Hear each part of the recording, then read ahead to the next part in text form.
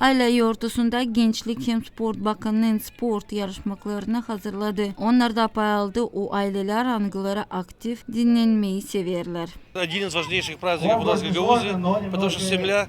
Bize dini Gagauziyada hem Gagauzlarda aile bu en önemli yaşamakta. Biz yaptık bu yarışmaları. Молодежи и спорта проводится спортивный праздник «Папа, мама, я», спортивная семья.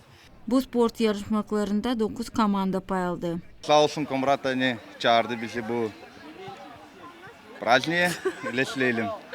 Bu yurtuya, Pekisla yurtu güzel, kıymetli bizim için. İşte hani bile yurtula geçsin bizle de vulkaniste, biz de işte sizi görme bizle vulkaniste.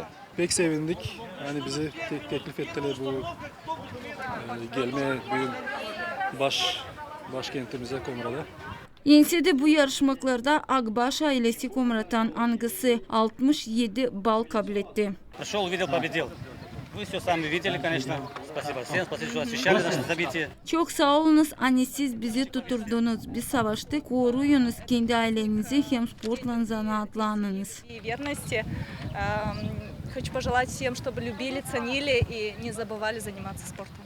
Akbaş ailesi şansıra ikinci sıra pay alır bu yarışmalarda.